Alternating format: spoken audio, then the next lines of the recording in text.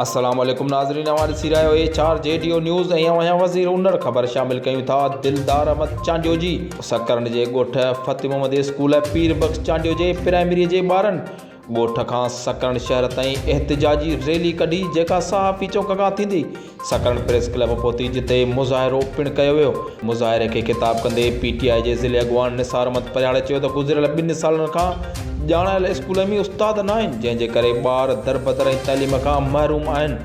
हिन चयो त ताज़ो सूबाई वज़ीर नासिर शाह खुलियल कचहरी करे वॾियूं ॻाल्हियूं करे वियो, पर असर को न थियो। ॻोठ जे नेक मर्दनि लाइक चांडियो, अनवर चांडियो, अलीशर चांडियो ऐं मोहम्मद हाशिम चांडियो पिणु मुज़ाहिरे खे पंहिंजे अलॻि अलॻि ख़िताब में चयो त पीर बख्श स्कूल में जेको उस्ताद मुक़ररु आहे उनखे 2 सरकारी नौकरियूं आहिनि, हिकु हिन स्कूल में ऐं ॿी पब्लिक हेल्थ हैदराबाद में। 2 नौकरियुनि करे हू स्कूल में 2 सालनि खां न पियो अचे।